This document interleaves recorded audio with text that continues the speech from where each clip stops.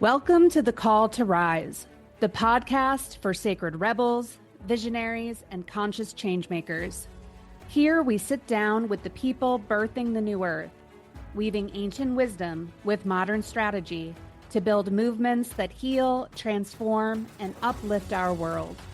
I'm Mackenzie Darling, your host, inviting you into honest conversations, practical tools, and hard-won wisdom to awaken your power and to inspire you to answer the call to rise and to meet this moment in history.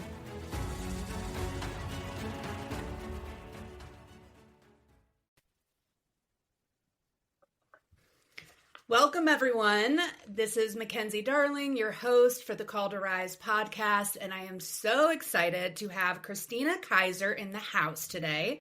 She is a former psychotherapist, spiritual guide, and intuitive teacher. She calls herself the bridge between worlds, which I absolutely love, and she brings science-informed education to better understand neurodivergence and restore inner coherence. Welcome, Kristina. Thank you so much, Mackenzie. I'm delighted to be here.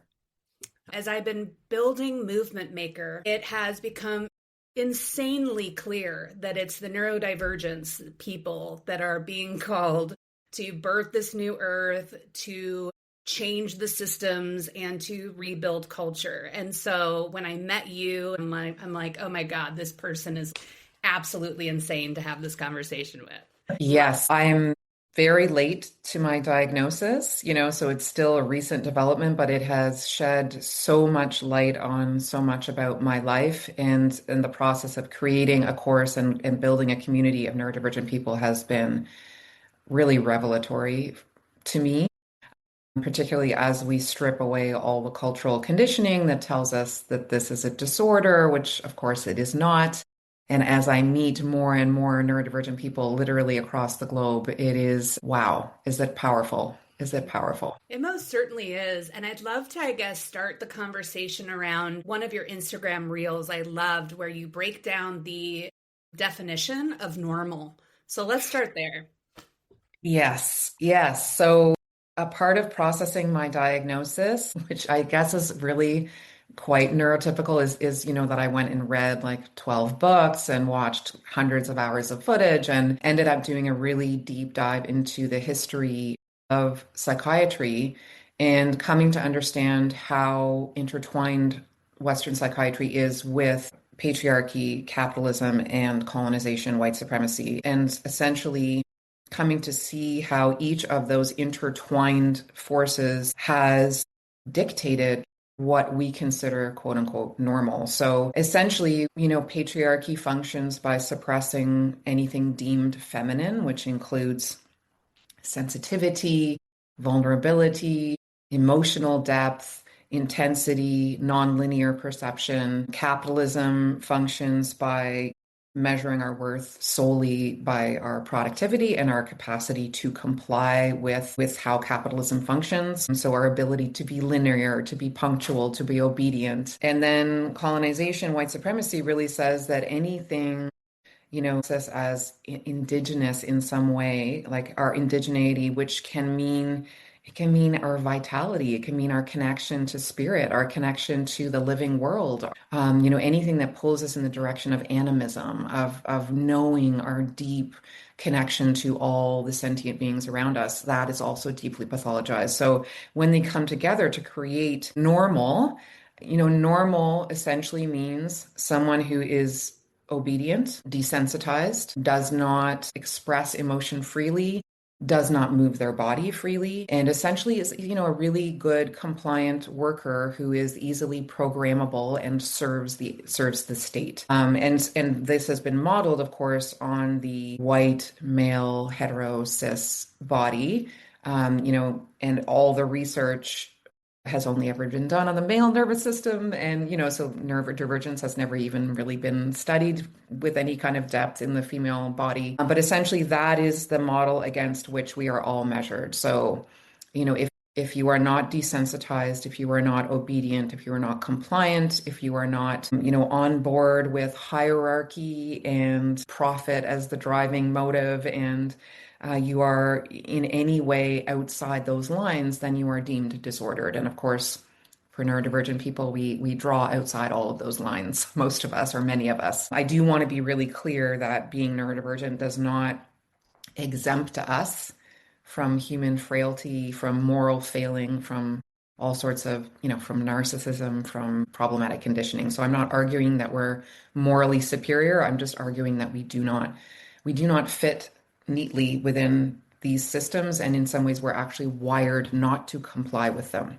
So yes. Yes, yes, yes, yes, yes. You are speaking my language. To sum that all up, we are the black sheep, we are the misfits, and we are the ones that have never, ever, ever fit in the old paradigm.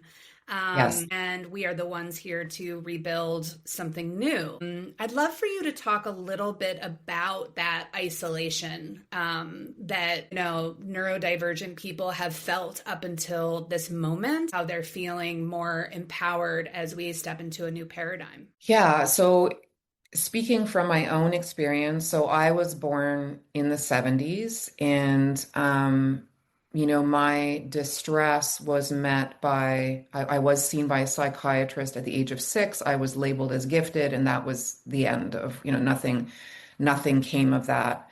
So what I deeply internalized, and what, most of the people who I come in contact with in my work have internalized, is that there's something fundamentally broken or wrong about us. And, there are studies that demonstrate, particularly with autistic people, that upon first meeting, autistic people are generally disliked by people who are allistic or not autistic. And so that is not a theory. It's not, it's not someone's individual subjective experience. It's a cultural phenomena. And it's a result of, operating in systems that really have prioritized and been built around neurotypicality as the default, as the norm, and therefore receiving feedback in every environment that we are not doing it right. We are not doing the humaning right. And so that can include body language. It can include ways of communicating. It can include, eye contact. Embodiment is really complex for neurodivergent people. There's all sorts of, intricacy around proprioception and interoception, our awareness of what's going on in our body and how we're moving our body. Eye contact is incredibly intense, particularly for autistic people, and often averting eye contact actually makes connection easier because we're regulating. And so most neurodivergent people have been forced to make the choice between authentic, safe embodiment and belonging with the rest of humanity. And that is a horrific catch-22 that takes a very heavy toll on the body, the mind, the psyche. And so, there's just a massive worldwide population of people who have been heavily masking our neurodivergence and have not been seen in any way by the medical system, have been misdiagnosed, not diagnosed, late diagnosed. And so it's a population in crisis. There's a tremendous amount of trauma associated with experiencing oneself as on the fringes of society, always at risk of ostracism, and then having to pay the price of authenticity and the price of sustainable embodiment, because masking is very, very expensive metabolically as well as psychologically and spiritually. And so that has been the experience, for generations, is that many of us have been masked, and we've been making these impossible trade-offs that ultimately don't get us a sustainable life, either socially or financially, a lot of the time. I can really relate to so much of what you were sharing there. When I was younger, my mom got me diagnosed and I was dyslexic. And I think I shared this with you. I was so grateful to have my mother because she really spun that into something beautiful for me. She was like, well, that's what makes you creative. That's what makes you think differently. This is what makes you special. And so growing up, I was always like, oh, my name's Mackenzie Darling. And I'm just like, wow, it was really, really cool. But up until a couple years ago, put that on the back burner. I didn't think that it was affecting my life so much. And it was when I finally went to my therapist after working with him for several years. And he's like, I think you are pretty neurodivergent. I had always thought of dyslexia as, reading issues and seeing letters backwards, but truly, like, the way that I was diving into material and the obsession and Yes. the hyper focus and the intensity of everything. And everyone around me was like, yeah, we don't live the way that you do. Like, you are a different beast. And I didn't realize it and then the last thing I want to bring up is I've really been suffering from burnout for years. And what I'm starting to realize is, I'm suffering from burnout because I have so much open, porous sensitivity to the world that it's overdriving my nervous system. And then my hyper focus, it's really hard for me to slow down and take care of my soma. So yeah, would love for you to talk about that, especially that embodied piece and that burnout for the movement leaders here, because I think that they can really relate to that. Absolutely. Yeah. So as part of my research, I came to read some materials that basically are differentiating neurodivergent burnout. And this was specifying autistic burnout. However, because these labels are so highly problematic, I would not be surprised if they eventually discover far more underlying connections between ADHD and dyslexia and autism. But in any case, these findings were about autistic burnout specifically. So if we look at neurotypical burnout, it usually is initiated in adulthood as a result of work-life balance or work stress.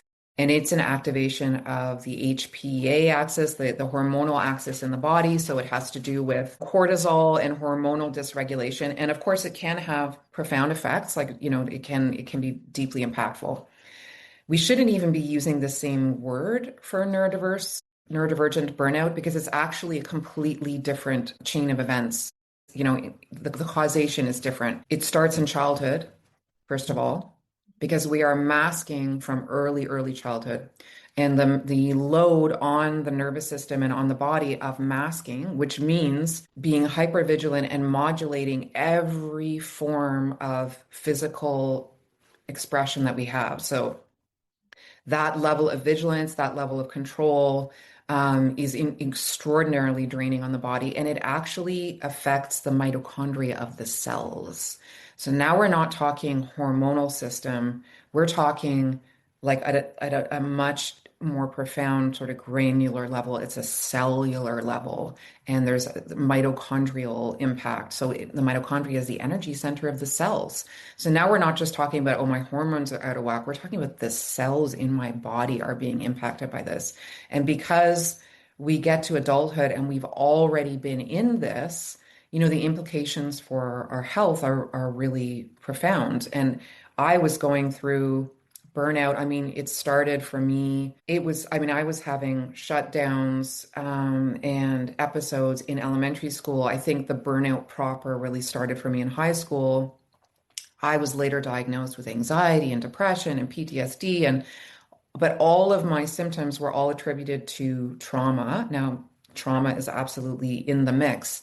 But in all the therapists that I saw, in all the training and advanced training that I did as a psychotherapist, never was neurodivergence mentioned. I saw so many medical specialists about so many different medical conditions, all of which, in retrospect, all are linked to burnout and the strain on my brain, my nervous system, my entire system. But nobody connected the dots, right? So it was like the missing hub that all of the spokes pointed to, but our clinicians are not informed. No one in the mental health field, or very few people in the mental health field, are adequately informed. It's wonderful that you had a therapist who actually recognized. I didn't come to an understanding of it until I was researching to better understand my middle son who has ADHD, to better understand his experience. And that's when I started connecting the dots. And that's a very common experience for women in particular, is to have one of their children diagnosed and then to recognize themselves in the material. Yeah. So burnout it's something we really have to listen to. Before we go any further, I want to speak directly to the revolutionaries that are listening. The ones who know that their lives carry a deeper purpose of service in this moment. If you can feel that you weren't meant to simply succeed inside the old systems, but to help reshape what comes next, this invitation is for you. I've created the Movement Maker Archetype Quiz, a powerful tool that reveals one of 7 leadership archetypes emerging right now to guide us through this threshold moment in history. This isn't about personality. It's about discovering your unique leadership medicine, the role you're here to play in our collective transformation. You can take the quiz at quiz.globalmovementmaker.com. That's quiz.globalmovementmaker.com. If something in you knows this moment matters, start there. For so much of my life, my body was my enemy, right? I mean, especially for most women too. We have grown up being taught to hate your body and it's just here for men and to look pretty, right? And so it's really been a journey of rediscovering that this is the greatest relationship that you have within your life is your body temple and your vessel. Again, could see so much of myself in your story. I was quote unquote suffering from depression, and I went to every single therapist and, was on SSRIs, all of the stuff. That took me down to the Amazon jungle, and I was working with Shipibo healers there. And one of the facilitators was like, I don't think that you have depression. Like, you're one of the most lively, inspiring people. You're just burnt out. And then I came home and I went through the modern medical system and they diagnosed me with chronic fatigue syndrome. And I'm like, that is the most bullshit blanketed thing where you have no idea what's wrong with me, and now you're just going to throw a pathology in my face. And most people don't do the work like you and I have done, and so they just take that pathology and they wear that for the rest of their life. CFS, IBS, TMJ, chronic migraine, there's so many chronic conditions that, as you say, are like the medical institution is really quite ineffective in addressing them, and they're not getting at the root cause, which is that your brain and nervous system are being perpetually forced past their limits, and your body is actually, it's a shutoff valve. It's an emergency shutoff valve. And the way that I have come to understand it in my own life and more as I communicate with other neurodivergent people is it's actually an initiation. It's an initiation in which your soul finally says more. You are not a machine. You are a human, you are a soul. You are not here to comply. You are not here to give your life force to systems that are against all life. You are not here to erase your unique gifts in order to comply with a system that is based on extraction and the devaluing of all life. And so it's, being conditioned to be an overachiever, to seek the solutions through pushing harder, I fought my burnouts. I viewed them as a failure. I thought I wasn't disciplined enough. And of course, now we're finding out that they've never even studied the female nervous system, and that they're realizing that we are regulated actually by oxytocin, and that discipline is actually in many ways much more suited to the male nervous system. But I tried every form of quote unquote self-improvement or self-development that is known to humanity, always with the feeling that, my body was the problem. As you say, the body is the enemy, and and we can see the white supremacy in that. We can see the colonization in that, right? The embodiment, just as the entire animate earth is viewed as an object for extraction, so our bodies, and particularly the female body, becomes coded as an object that is only to be extracted from. So this is where I really arrived at, is that the quote unquote treatment for neurodivergent people, there's no treatment in the sense that there's no cure because there's no disorder. There's nothing wrong with us, but the treatment is really decolonization. The treatment is really deprogramming. It's like, let's look at how we've all been gaslit for, centuries, millennia, about who and what we are and why we're here and what life is all about.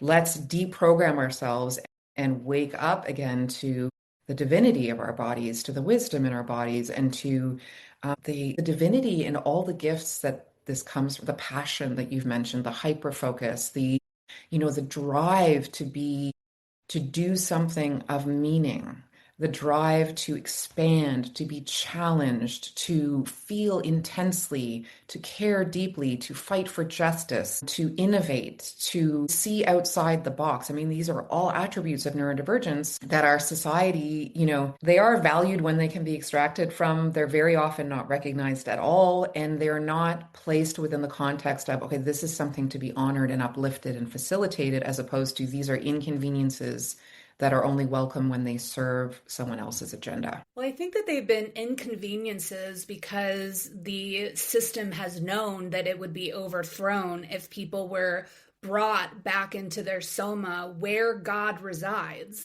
where Yes, divinity absolutely. resides, right? Like our nervous Absolutely. system is actually the channel to divinity. And Yes.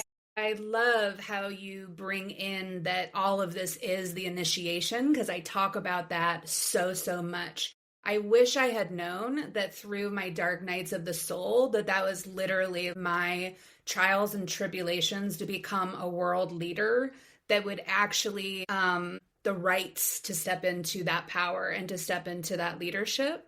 I think it's like wild that up until this point, it's been the less conscious of civilization. It's been the most greedy and power hungry and all of these things. And the fact that we haven't demanded that people step in through like authentic embodied leadership like that is like unbelievable. When you go through such a dismantling, because that's what it is, the complete dismantling, you come in so much purer and you're just a channel for source. I love on your website. You said this isn't a brand, it's a vow. I felt that like through my soma, because I just can feel from you so deeply that you've walked those trenches and now Yes. you are here as like a vow, just as a warrior of God to bring us somewhere new. Yes. Yes.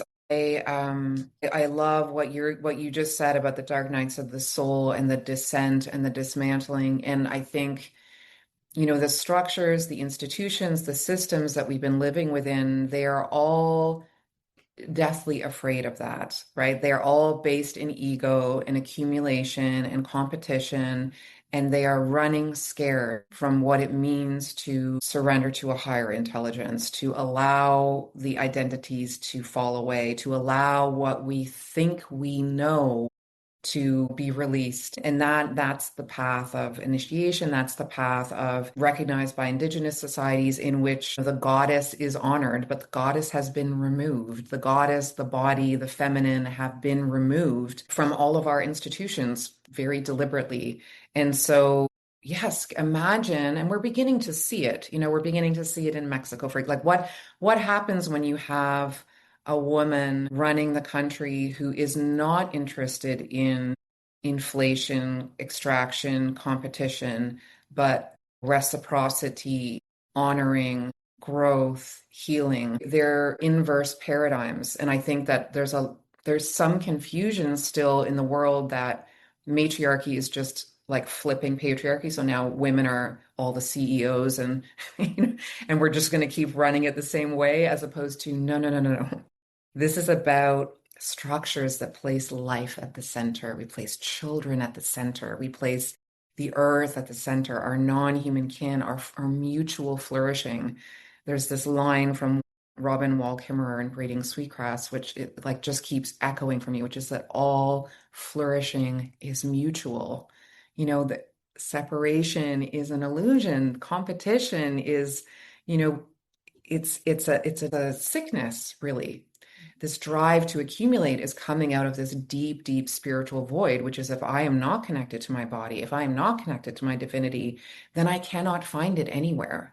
And I am cursed with this deep, bottomless hunger to consume, to acquire, to control. And yeah, it takes tremendous courage to begin to move through those initiations, those losses, the loss of control, the loss of the self as we've known it, the loss of the world as we've known it. And so to imagine a world in which people who have done that kind of work are called into leadership positions is so profoundly hopeful and powerful. I want to double click on the idea of patriarchy and matriarchy because that's really where my heart and my soul live. And that's really what I'm trying to educate people around when I'm talking about how do we build differently, right? Like, what's the difference between a business and a movement? And I've been playing around with this paradigm, which I'd be interested to hear your thoughts on, where I feel like building a business is patriarchal. It's extractive. It's hierarchical, it's power hungry, right? You're looking at what's the next revenue goals next quarter, where when you're building a movement, it's actually the matriarchy. It's truly decentralized power. It's storytelling. It's bringing people back around the campfire and having resonance and building belonging. It literally can decimate the isolation, because you're having people then co-create with you. And Yes. I love that you're bringing in too, because so many people have come in and been like, movement makers should just be women, like all of these women rising. And I'm like, I don't want all of that responsibility. And I don't want to do a paradigm shift like that we keep doing from men to women and then like back and forth again. It's truly matriarchy is just a different way of holding power. A bunch of men that have done their work that would be able to hold matriarchal power. Yeah. It reminds me in some ways of the conversations around land back, right? Like that there's this assumption then that land back is just going to be a flipping of the same kind of colonial process where we just flip who's in each seat as opposed to a complete, it's a different, I mean, it's a different cosmology, right? It's a different world. And not just structurally or externally, but at the deepest level, like at the atomic level, right? It's as I said, like life is placed at the center. As you said, it's the sharing of responsibility, the building of community, the resonance, the humility to learn from elders, to learn from the earth, to learn from our non-human kin, to learn from spirit, not to have this, top-down model, which is, patriarchal culture is based on uplifting the analytical mind as the only legitimate way of encountering the world. All of our institutions are based in that. And this is, again, it's that descent, it's that radical humility, it's that I don't know. Please teach me. I am open to learning. I am open to being dismantled. I am open to transformation. I am open to growth. And that is the return to divinity as opposed to this ideal of like progress that just takes us up. Yeah. So what you're describing around movement making, I mean, even the way it lands physically for me, because as someone who was in private practice for a good chunk of my career and then now have become an entrepreneur, I have really struggled with the business world, the world that I never felt like I could be a part of because it feels so fundamentally misaligned. It feels like, and I have paid a heavy price for my integrity in the sense that there were places where I could have found more financial security, if I was able to just compromise on my integrity, a little bit. And it's like physiologically, it's not even an option for me. It's like my whole system goes haywire. But it's like we're still operating within this system. And I'm not pretending that I've transcended it. I still have bills to pay. But what you're talking about feels so very different. Physiologically, spiritually. So many awakened people that are exactly what you're saying, allergic to the old way of doing this, and are also really scared of stepping into their power because they are psychologically scared of replicating the same harms because they saw that done over and over and over again. Yes. That's a huge reason why I didn't step into this for so long, because I was just terrified of that. I had built so many movements watching conscious leaders come in with the best intentions at heart and then replicating the same systems. But that's truly why I'm so excited about the Movement Maker Incubator is we need to bake in power stewardship into the foundation before you're building something. And then creating a community of like-minded activists and people that are building differently to then have supervision and be able to talk about this, because that's another thing. I keep seeing all of these movement leaders, and again, they're just replicating that hierarchical, charismatic leader that doesn't actually have accountability on the other side. And we heal within relationship and within true authenticity and being called out through love from other peers. It's so important. Yeah, I really resonate with what you're describing around that internal conflict, around how have I seen power modeled to me, and how has the misuse of power kind of been indelibly stamped on me, and how am I in some ways perhaps even overcorrecting, right? In terms of remaining small or holding back, staying safe, less and less, less and less than I used to. But I know that inclination, which is like, over my dead body will I do that, right? Over my dead body will I embody what I've been shown, because I've been on the receiving end of it, and I will not perpetuate that harm. But then we can step into disempowerment, which actually just continues to perpetuate the same dynamics. So absolutely. I think another thing that I really see as a commonality with neurodivergent people is that crazy integrity that can just keep you imprisoned. And then also getting back to that masking thing, because that's humongous. It has taken me so long, and it's still very difficult, because I've been the girl behind the movements, building all the movements for other people. And this is really my first time stepping out, like, okay, this is me. I am unmasking. And I'm so terrified of making a mistake. And I'm so terrified, especially in this cancel culture that we're in, where they will just burn you at the stake. And I'm grateful, because something within me is insanely transparent when it comes to when I make a mistake, and I think that I have actually made a mistake. I'm the first one to like own it, take responsibility, and like show up differently. That is such a healing mechanism, because, you know, you look at our parents and their parents and all of our ancestral stories, how unlikely it was to hear from our parents and our grandparents, hey, I'm sorry, I made a mistake.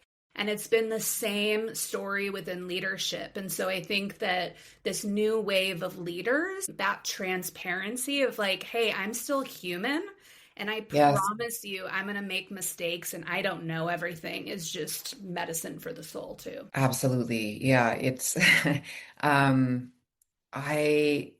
it's very interesting you say that. I was just speaking to someone earlier today, and we were talking about just my experience of the level of exposure that I've been experimenting with on social media, which is it's so discontinuous from how I've lived most of my life. And it's so what I feel, part of what I'm feeling is guiding me, and the way I'm showing up is precisely to embody what you just named, which is I am on this path. I am devoted to healing, to service, to expansion, to transformation, to accountability. And I am so human, and it is so messy, and I don't look the same from one day to the next. And, you know, because it's something I think that I've craved my whole life, is show me someone who has moved through the darkness, who is intimate with darkness and dismantling, and that, you know, that journey within, but who is not presenting themselves as if it's finished,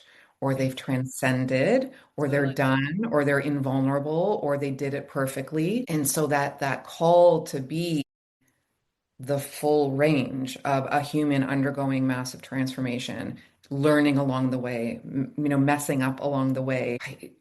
I think it's some of the medicine that we need, because I mean, the culture as it has stood is so based. And the reason our the shadow is so big is because this perfectionism has become so normalized. Here's my perfect body and my perfect face and my perfect house and my perfect career and this is what we've been sort of inundated with. And I think that the spiritual community and the healing community, unfortunately, are not immune to that. Like there's no corner where we can go where there won't be ego and there won't be, shadow. Whole nother bag of tricks right there, because when you That, open up like the new age spiritual community, which I've been a part of and growing those movements for the last 5 years, and especially in the psychedelic renaissance, I have, psychedelics are amplifiers. And so all that did was show the shadow and the ego of spiritual leadership. And it's truly why I built the Movement Maker Incubator, because I was like, whoa, I've got to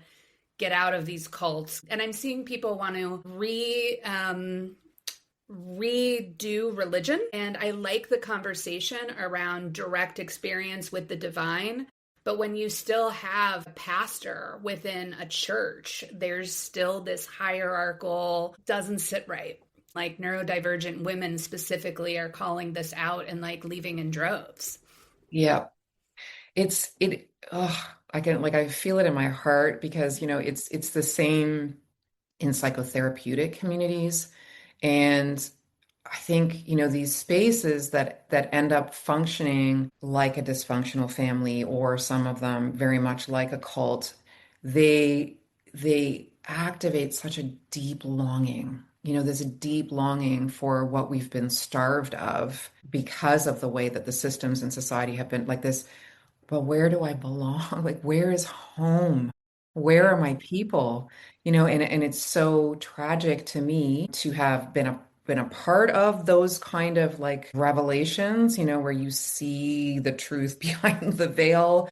The disillusionment is so painful because it's not like it just touches that profound human need for belonging and connection and community. So to begin to, and I think that this is where we need to learn from the movements that have been started and upheld by especially women of color for a long time, for a very long time. We have so much to learn from their wisdom in terms of what they saw so clearly and what they went about building in defiance of that. But even within those movements, patriarchy inserted itself. Like it's it's a complicated, many-headed beast, these egoic structures that have existed for so long. I do feel though that like we're on a new precipice, that I feel like we're the closest that we've been, right? And I see the world around us and how much chaos is happening, and as within as so without, right? And so you can see through your own like internal dismantling that it got really, really loud and uncomfortable and chaotic before it got better. And so this is exactly what we're seeing. And I think that the powers that be are doing their absolute perfect job, actually, in the unraveling of the human evolution. So hang on to your hats. It's going to be a wild ride, but I think that we are coming to the other side. Absolutely. And I in my experience, this is why I've arrived at the need to have a psychological framework, a spiritual framework, and a systems framework. Because if we are only looking through one or even two of those lenses, if we're looking at systems and spirit, but we don't look at our own psychological makeup, our own psychological shadow, then we're just going to replicate. Like if I can't see that what is happening out there is also happening in here, then I'm just going to unconsciously replicate the whole thing. Or if I'm only in the spiritual space and I don't see, how white supremacy has infiltrated spiritual spaces, or I don't, again, see my own psychological makeup. But on the other hand, if I only see psychology and systems, I might just fall prey to despair and say, well, it's just trauma, as opposed to, oh, actually, there's a much higher intelligence at work here. The awakening and the chaos are inseparable. They are part of the same phenomena. We cannot wake up in comfort if the status quo remains intact, then nothing new can come in. I feel that so deeply. And I see so many people that go through the spiritual awakening to then like just want to stay on their meditation cushion. And I'm Yep. like, you are completely missing the whole point of this. Spirit brought you here to serve humanity. If you have awakened, I truly believe that it is your duty to step into civic service and start dismantling these systems in your own way. And we all are the sparks of God and offer a piece of the puzzle in our own divine way. But if you Yes. don't step into service, I don't actually think that your awakening has completed yet. And then once you step into the service, then your whole new awakening will begin because leadership will bitch slap you and you'll be on a whole new trajectory. Yeah, yeah. I mean, where spiritual bypass has been really active in me, I think is like where it has offered or it has promised some escape from my embodiment, from the trauma that lives in my tissues that has felt like unbearable. And so I think there have been times in my life where spirituality felt like an exit ramp or yeah, but I agree. It's like there's actually just got a new tattoo of the nuthatch. So nuthatch, I don't know if you know they're a small bird. They're very distinctive. They have very darting movements and they've got a very distinctive line on their eye. Anyway, they're incredibly bold. It's the only bird you'll ever see running down a tree trunk. And I had several encounters with them and came to understand that one of the teachings they bring is that it is our responsibility to bring what we have learned on a higher realm and to bring it down and embody it in this plane. And I think that patriarchal religion has deliberately given us this arc of like, we're here to get, to all that matters is heaven, or it's all about like exiting or, exiting our humanity in some way or surpassing limitation in some way, as opposed to no, no, no, no. We connect and we bring it down and we embody it and we bring it down and we embody it. Been on earth. Yes, yes, yeah. I was talking about the second coming of Christ is us waking up from the dream, and that Yes. Jesus was the first revolutionary, and literally he was the first movement maker. He was against empire. He was the one that brought the people together. The story of someone coming, the savior, is actually us. Yes. Yeah. I was just going to say, and of course, we've left Mary Magdalene out of that whole story, right? And the role that she played, and the fact that she was a priestess of Isis, the goddess Isis, and so the goddess was part of that revolution, which has, of course, been removed from. Well, and I love that because they were the story of the divine union, the masculine and the feminine and the balance. And yeah, I have just been going down a deep rabbit hole of Mary Magdalene and how extraordinary she was. And so I love having these conversations, bringing her voice and her work back into today. Yes. I could talk with you for 50 million years. I'm probably going to have you come back on the podcast because you're amazing. But we're running out of time. What are ways that my movement makers can get in touch with you? Because I'm sure a lot of people in my network would love to work with you. Yeah, I would. I'm thrilled always to connect to anyone with whom this resonates. So I'm on social media. I'm on TikTok and Instagram, Kristina.Kyser.phd. My website is Kristina.Kyser.com. The current kind of community offering for the neurodivergent community is the Neurodivergent Rising course, and the community that is the global community that is building around that. So it's a completely unique approach to neurodivergence in the sense that it is built to inform us about the truth of what's happening in our brains and our nervous systems, the truth about why we've encountered the hurdles we've had. But there's also a very deep decolonizing strand, which is let's look at why you've been called disordered. Let's do the deep dive into the origins of psychiatry. Let's look at how all of these systems are alive inside us. Let's look at what it begins to look like to unmask and to access, to listen to our nervous systems, to access our truth. So it's built as a transformational container in which reflection and emotion and sharing is an enormous part of the process. And there's also a spiritual component because we really look at where the medical system is very limited by the systems out of which it arises.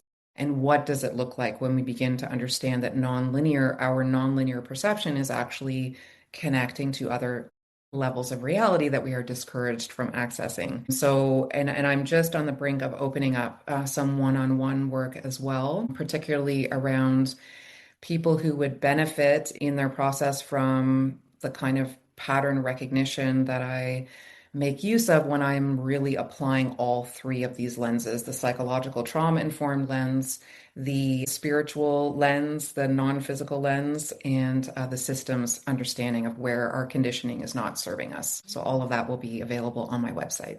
Woohoo! Amazing. Well, I will be hopefully sending you many people, and best Wonderful. of luck with the very important work that you are here to do. And I just feel very grateful to have you in my orbit. Thank you so much for being on the Call to Rise. Thank you so much. It was such a pleasure, Mackenzie. And I also could have spoken to you for hours. So thank you for the opportunity to have this beautiful conversation. Absolutely. Thank you for listening to The Call to Rise. If today's conversation stirred something in you, subscribe and share it with a fellow movement maker. And join our community at globalmovementmaker.com. Till next time, keep leading with courage, keep weaving ancient wisdom with modern strategy, and always remember to answer the call.